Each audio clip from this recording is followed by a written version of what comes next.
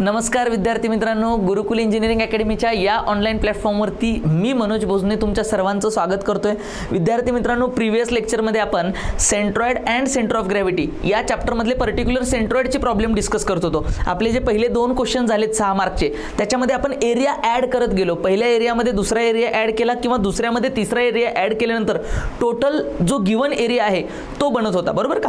तर या लेक्चरमध्ये एरिया सबस्ट्रॅक्शनचा एक कॉन्सेप्ट आहे, तो कधी वापरायचा, कसा वापरायचा आणि त्याचे प्रॉब्लेम सेंट्रॉइडचे कसे सॉल्व्ह करायचे हे पाहूया।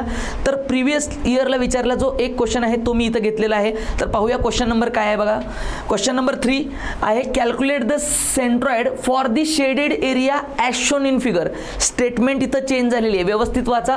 फॉर द शेडेड एरिया म्हणले, त्यांनी जो हॅच केलेला एरिया आहे, शेडेड केलेला एरिया आहे, त्याच एरियाचा फक्त सेंट्रॉइड काढा असं सांगितलंय। बघा कोणता एरिया दिलाय त्यांनी, हे ओरिजिन आहे, याला एक्स ॲक्सिस, याला वाय ॲक्सिस, म्हणजेच त्यांनी फ्रेम ऑफ रेफरन्स पण दिलेला आहे। आणि त्यांनी सांगितलंय की जो हा हॅच केलेला एरिया आहे ना, फक्त एवढ्याच एरियाचा सेंट्रॉइड काढायला लावलाय आपल्याला, बघा। आणि त्यांनी डायमेन्शन कोणतं दिले की धिस डायमेन्शन दे मेन्शन 100, म्हणजे हे जर 100 याची रेडियस असेल ह्या सेमी सर्कलची, सॉरी क्वार्टर सर्कलची, तर ही डायमेन्शन सुद्धा काय होईल आपलं, बघा। This dimension is also we call the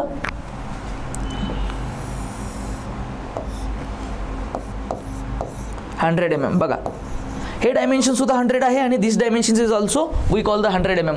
दोन्ही डायमेन्शन्स आपल्याकडे आहेत 100 आणि 100, कारण हे रेडियस बनते ना, बघा। मग शेडेड एरिया कशा पद्धतीने मिळेल हे लॉजिक आधी कळलं पाहिजे। हा जो एवढा शेडेड एरिया आहे हा कसा मिळेल, बघा मी लॉजिक सांगतो। हा जो आहे पहिला, हा काय आहे, क्वार्टर सर्कल आहे, बघा। इमॅजिन होतं का, चेक करा सर्वांनी। हा जो आहे हा पहिला काय आहे, क्वार्टर सर्कल आहे, असं एक्स आणि वाय, आणि हा जो आहे हा क्वार्टर सर्कल आहे। ह्या क्वार्टर सर्कलची रेडियस किती आहे बघा, r is equal to 100 mm आहे, दिसतं इथं। इथून ही रेडियस आहे बघा r, ही रेडियस आहे r 100, total radius r is equal to 100 mm, बरोबर का? हा टोटल एरिया घ्यायचा क्वार्टर सर्कलचा, आणि जर त्या एरियामधून सपोज आपण अशा पद्धतीनं वाय ॲक्सिस आणि ही एक्स ॲक्सिस असेल, हा एवढा राईट अँगल ट्रायंगलचा एरिया वजा केला। हा राईट अँगल ट्रायंगलचे डायमेन्शन पण माहिती आहेत, बघा। ही बाजू आहे 100 आणि ही बाजू आहे 100, हे जर वजा केलं, टोटल एवढा एरिया घेतला आणि त्याच्यामधून हा एरिया वजा केला, बघा हा एरिया वजा केला, हा वाला एरिया वजा केला, कोणता, हा एरिया वजा केला। टोटल एरिया घ्यायचा, त्याच्यामधून हा वजा केला, हा एरिया वजा केला, तर आपल्याला हा रिमेनिंग एरिया हा भेटतो, बघा रिमेनिंग एरिया, येतं लक्षात? तर काय करणार आपण, टोटल क्वार्टर सर्कल घेणार, त्याच्यामधून हे राईट अँगल ट्रायंगल वजा करणार, तर आपल्याला काय राहतं, आपल्याला राहतो तो गिवन शेडेड एरिया। बघा हे क्लिअर होणं खूप गरजेचं आहे की गिवन एरिया कशा पद्धतीनं राहतो किंवा कशा पद्धतीने मिळतो। चेक करूया आपण, बघा इथं क्लिअर होतंय। काय दिलंय त्यांनी, अशा पद्धतीनं त्यांनी मेन्शन केलेलं आहे, एक्स ॲक्सिस, वाय ॲक्सिस, आणि इथं त्यांनी मार्क केलेला आहे हा क्वार्टर सर्कल, बघा हा क्वार्टर सर्कल आहे, बरोबर, ज्याची रेडियस आहे आपल्याकडे 100, r is equal to 100 mm radius आहे क्वार्टर सर्कलची। या क्वार्टर सर्कलच्या मधून वजा करायचा, कोणता एरिया वजा करायचा, बघा ही फ्रेम ऑफ रेफरन्स आहे एक्स वाय, आणि त्याच्यामधून जर हा वजा केला, बघा हा जर वजा केला, याच्यामधून हा जर वजा केला, याच्यासाठी पण हे डायमेन्शन्स आहेत आपल्याकडे 100 आणि 100 आहे ना, बेस 100, ह्या राईट अँगल ट्रायंगलची हाईट पण किती बनेल मग, 100 बनेल, का तर हे डायमेन्शन त्यांनी दिले 100, बरोबर का? हे जर वजा केलं पहिल्यामधून दुसरा, तर इज इक्वल टू आपल्याला काय राहील विचार करा, बघा एक्स ॲक्सिस वाय ॲक्सिस, याच्यामधून हे जर वजा केलं तर आम्हाला क्लिअर होतं, हे जर दोघं वजा केले तर आम्हाला क्लिअर होतं, बघा पहिल्यामधून जर सेकंड आम्ही सबस्ट्रॅक्ट केला तर क्लिअर होतं की आम्हाला एवढा एरिया राहतो। बघा तुम्ही इमॅजिन करा, पहिल्या क्वार्टर सर्कलमधून जर दुसरा वजा केला तर एवढा एरिया राहतो का, हा शेडेड एरिया राहतो का, बघा। आणि आपल्याला ह्या एरियाचा CG काढायचा आहे, कशाचा, ह्या येलो एरियाचा आपल्याला सेंट्रॉइड काढायचा आहे, बरोबर का? We have to find out the centroid of this shaded area. काय केल्यानंतर तो शेडेड एरिया भेटला, पूर्ण क्वार्टर सर्कलचा एरिया घेतला, त्याला 1 म्हणायचं, क्वार्टर सर्कलला पूर्ण 1 म्हणायचं मोठ्याला, त्याच्यामधून हा आतमधील छोटा विदाऊट हॅचवाला राईट अँगल ट्रायंगल वजा करायचा, मग जो राहतो तो शेडेड एरिया राहतो. हे कॉन्सेप्ट ज्याला समजला त्याला हा क्वेश्चन इझी आहे. टोटल शेडेड एरिया कसा मिळतो, तर क्वार्टर सर्कलचा एरिया घ्यायचा, त्याच्यामधून राईट अँगल ट्रायंगलचा एरिया वजा करायचा, मग जाऊन जो राहतो तो शेडेड एरिया राहतो. बरोबर का? चेक करा, इथं कळतंय. मग वन कोणाला म्हणायचं, टोटल वन कोणाला म्हणायचं, तर मी वन म्हटलं क्वार्टर सर्कलला. कशाला वन म्हटलं? वन म्हटलं क्वार्टर सर्कलला. त्याच्यामधून वजा कोण करणार? टू कोणाला म्हटलं मी? टू मी याला म्हटलं राईट अँगल ट्रायंगलला. बघा मग टोटल एरिया कसा मिळतो बघा, मी इथं लिहितो टोटल एरिया म्हणा, किंवा आपण असं म्हणूया टोटल शेडेड एरिया. मी असा शब्द वापरतो. टोटल शेडेड एरिया कसा मिळतो बघा, ए इज इक्वल टू कसा मिळतो, A1 म्हणजे टोटल क्वार्टर सर्कलचा area minus A2 right angle ट्रायंगलचा एरिया वजा केला तर मला हा फक्त राहिलेला एवढा एरिया मिळतो. मग आपण दोन स्टँडर्ड शेप बनवले ह्याचे. एक क्वार्टर सर्कल बनवला, त्यातून राईट अँगल ट्रायंगल वजा केला, राहिलेला एरिया मिळाला, त्याचा CG तयार होतो. बघा मग इथं दोन स्टँडर्ड शेप कोणते आहेत मी इथं लिहितो. फॉर वन, मी वन कोणाला म्हटलंय? क्वार्टर सर्कलला, म्हणून मी इथं क्वार्टर सर्कलची फिगर काढली. हे समजण्यासाठी मी ट्रिक्स वापरतोय. त्याच्यामधून वजा करणार आहोत ना, कोण वजा करणार आहोत बघा, त्याच्यामधून आम्ही वजा करणार आहोत कोण? सेकंड. काय आहे तो? फॉर टू सेकंड कोण आहे वजा करतोय आम्ही? We have to subtract that second. काय आहे सेकंड सबस्ट्रॅक्ट करायचा? तो राईट अँगल ट्रायंगल आहे. क्वार्टर सर्कलमधून राईट अँगल ट्रायंगल वजा केल्यानंतर इज इक्वल टू जो राहतो तो आपला शेडेड एरिया राहतो. बरोबर का? मग इथं दोन शेपमध्ये मी डिवाइड केलेला आहे. असा चार्ट बनवतो बघा. आता मी दोन शेप माझे तयार झाले, चालेल. आता सेम कॉन्सेप्ट जो मगाशी होता पहिल्या शेपमध्ये, पहिल्या केसमध्ये जो कॉन्सेप्ट होता तोच. पहिलं वन नंबर तुम्ही कोणाला म्हटलंय? क्वार्टर सर्कलला. मग क्वार्टर सर्कलचा इंडिव्हिज्युअल वैयक्तिक त्याचा x1 काय असेल चेक करा. आता क्वार्टर सर्कलचा CG कुठे असतो? वैयक्तिक. एक नंबर कोणाला म्हटले तुम्ही? कंप्लीट क्वार्टर सर्कल घेतले तर क्वार्टर सर्कलचा CG इथं असतो बघा. क्वार्टर सर्कलचा CG त्याला आम्ही C1 म्हटलं. त्याचा हा झाला x1 आणि क्वार्टर सर्कलसाठी हा काय झाला त्याचा y1. मग क्वार्टर सर्कलसाठी x बार आणि y बार किंवा x1 आणि y1 काय असतो? फॉर्म्युले लक्षात आहेत आमच्या. क्वार्टर सर्कल असेल तर त्याचा x1 आणि y1 सारखाच असतो, तो असतो 4r/3π 4r/3π. बरोबर का? मग क्वार्टर सर्कलला जर आपण 1 म्हटलंय तर त्याच्यासाठी त्याचा x1चा किंवा x बारचा फॉर्म्युला असतो 4r/3π इज इक्वल टू बघा 4 इंटू. बऱ्याच विद्यार्थ्यांना क्वार्टर सर्कलची रेडियस कळत नाही. ही इटसेल्फ काय आहे? क्वार्टर सर्कलची रेडियस आहे. येतं लक्षात? ही दिलेली क्वार्टर सर्कलची रेडियस आहे 100. ही 100 रेडियस आहे. मग 4 इंटू 100 काय आहे त्याची radius divided by 3 into pi. मग बघा x1 इज इक्वल टू, चलो कॅल्क्युलेटरवरती केला कॅल्क्युलेशन्स. काय कॅल्क्युलेशन्स करणार? 4 into 100 divided by 3 into pi bracket close. The answer becomes 42.44. काय येतं आन्सर? 42.44 mm. हा झाला x1 कोणाचा? पहिल्या शेपचा. पहिला शेप कोणता आहे? क्वार्टर सर्कल, मोठा शेप. त्याचा x1 जसा काढला तसा y1 पण काय असतो? तोच असतो. That is 4r/3π is equal to 4 into radius किती आहे? 100/3 इंटू पाय.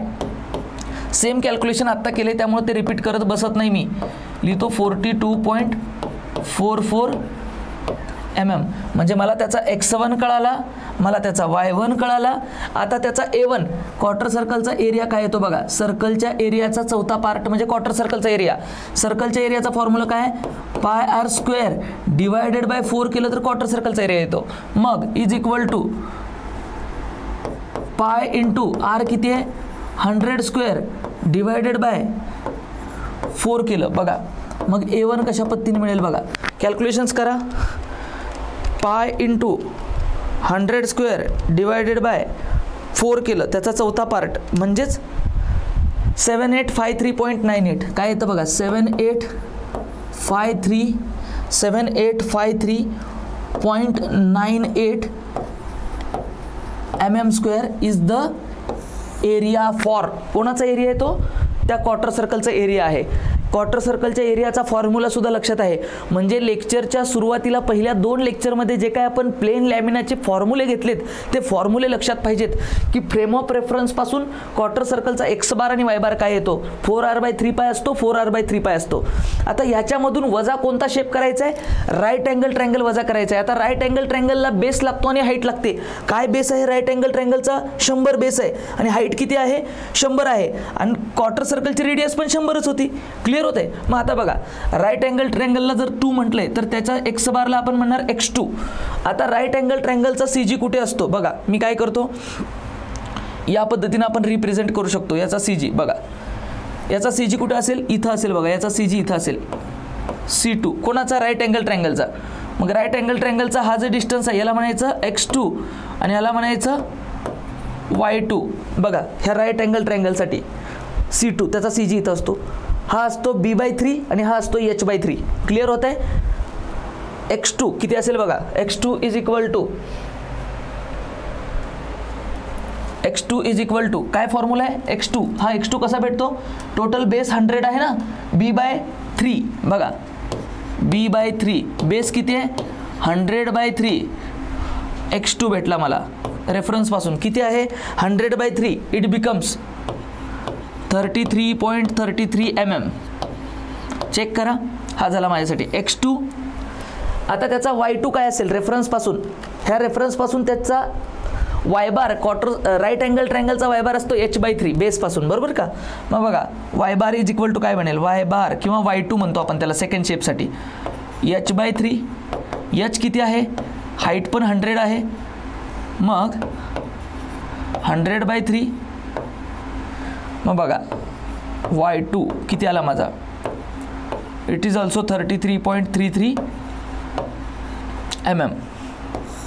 एक्स बार कळाला, वाय बार कळाला किंवा x2 कळाला, y2 कळाला. पुढे महत्त्वाचं काय आहे, याचा A2 एरिया काय येईल बघा, A2 is equal to area काय येतो, राईट अँगल ट्रायंगलचा एरिया असतो सर 1/2 बेस इंटू हाईट. मग again A2 is equal to 1/2, याचा बेस आहे 100 आणि हाईट पण होती 100. मग हे 2नी ही झालं 50 इंटू 100. बघा काय करा, 50 इंटू 100 इट बिकम्स 5000. एरिया किती आला, A2 is equal to becomes 5000 mm². म्हणजे एरिया पण कळाला. पण हे सगळं करत असताना पहिल्या क्वार्टर सर्कल मोठा आहे, ह्याच्यामधून हा राईट अँगल ट्रायंगल वजा केल्यानंतर शेडेड भेटतो, म्हणून इथं मायनस साईन लिहिलंय. क्लिअर होत आहे. टोटल एरिया कसा मिळतो, A1 मधून A2 वजा केल्यामुळं. मग हे लक्षात ठेवायचं आहे, याचा कंपोजिट सेक्शनचा एक्स बारचा फॉर्म्युला काय बनतो बघा. ह्या केसमध्ये इथं एरिया वजा होतो ना, म्हणून इथं स्टेप नंबर 1 मध्ये एक्स बार बिकम्स, एक्स बार काय बनतो बघा, A1 x1 minus A2 x2. Second वजा करायचं आहे ना, म्हणून इथं मायनस साईन आलं. ह्याच्या आधीच्या 2 क्वेश्चनमध्ये प्लस साईन होतं का, एरिया ॲड करत गेलतो आपण तेव्हा पूर्ण एरिया भेटला होता.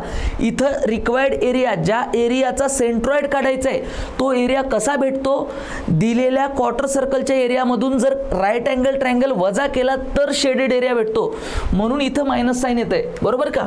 डिवायडेड बाय परत फॉर्म्युला काय बनेल, टोटल एरिया कसा मिळेल, A1 मधून A2 वजा करावं लागेल. बघा मग एक्स बारसाठी A1 x1 काय येतं बघा, चेक करा. A1 x1 A1 येतोय 7853.98 7853.98 इंटू A1 x1 किती आहे 42.44 बघा 42.44 मायनस काय करायचंय, वजा करायचंय ना, मायनस. हे लक्षात घ्या केअरफुली. A2 x2 किती आहे 5000 आणि x2 किती आहे 33.33 बघा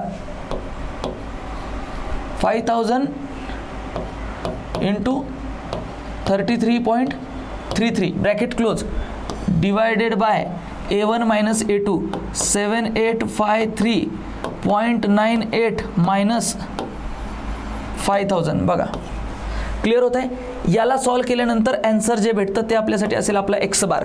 बघा सॉल्व करू व्यवस्थित. पहिलं वरचं ब्रॅकेट सॉल्व करायचं, ब्रॅकेट ओपन करा.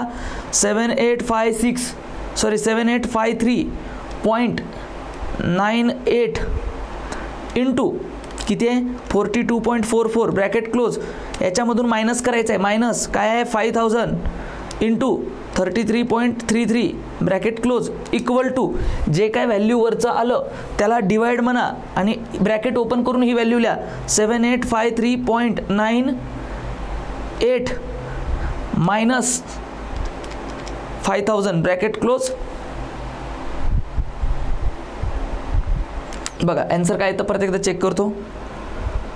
7853.98 into 42.44 bracket close minus again bracket open 5000 into 33.33 bracket close equal to जे काय व्हॅल्यू आलं त्याला डिवाइड बाय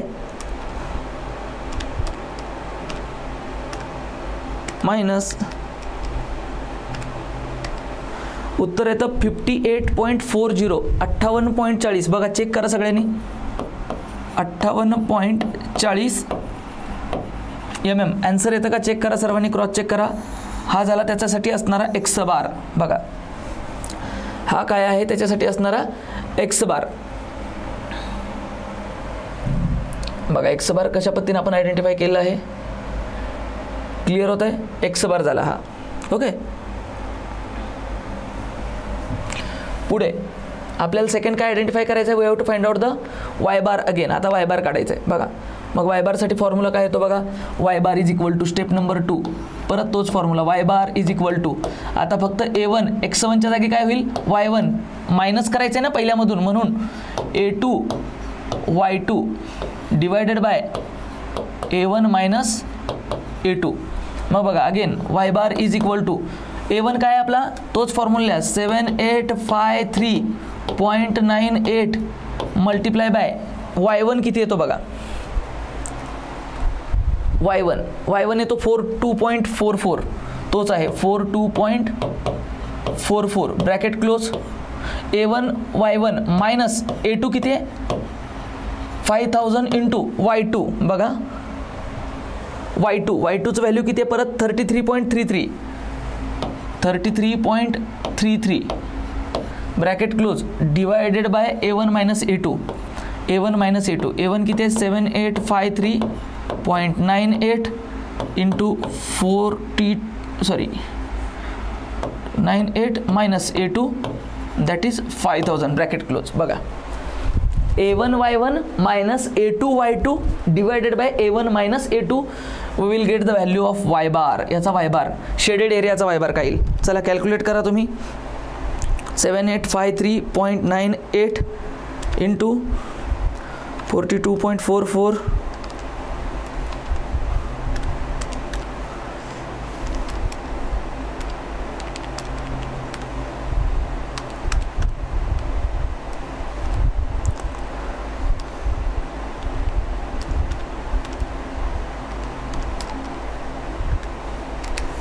58.40 तीच व्हॅल्यू येते. क्रॉस चेक करा बघा 58.40 mm आणि तीच व्हॅल्यू राहणार आहे या केसमध्ये सुद्धा, कारण इथं जर व्हॅल्यू थोडंसं व्यवस्थित चेक केलं 2 वेळेस कन्फर्म झाल्यामुळे आपलं आन्सर हे बरोबर आहे. कारण इथंही तेच कॅल्क्युलेशन्स केले. इथला x1 आणि y1 सारखाच आहे, x2 आणि y2 सारखाच असल्यामुळं याचं उत्तर पण तेच येतं. क्लिअर होत आहे. आणि पुढे तिसऱ्या स्टेपला असं काय लिहितो आपण, शेडेड एरियाचा centroid which is equal to C is equal to X bar is equal to काय आहे 58.40 mm comma Y bar is equal to 58.40 mm bracket close. इथं bracket open. This is nothing but your answer for shaded area. हे कशाचं answer आहे तुमचं,